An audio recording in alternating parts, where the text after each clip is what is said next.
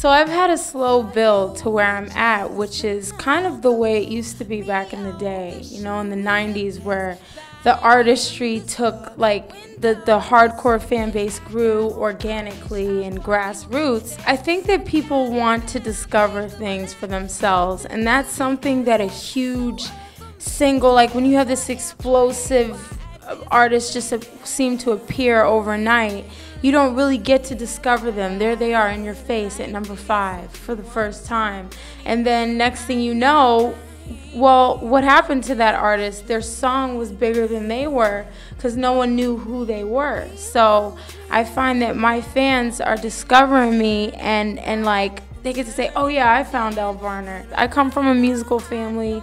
My mom and dad, they met actually on tour with Bill Withers.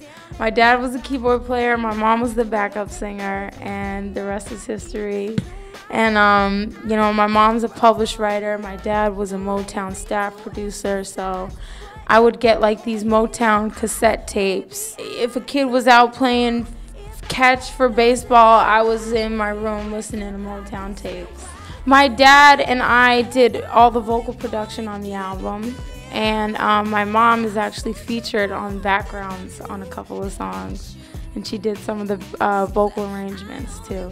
What I've been lucky to have to keep my sound, I've been lucky to be able to be so involved with the production. On every song, I had input, and part of the reason why I wanted to go to school for production was so when this day came, I could say, I could be at the board and change the EQ, or I could say, I don't like this reverb, or, you know, can you switch up this bar or that bar? So I was very involved, and the main thing is the vocals. Part of my dad and I doing all the vocals is having that stamp where you know those are my vocals. And so that's part of my sound too. Feel like a girl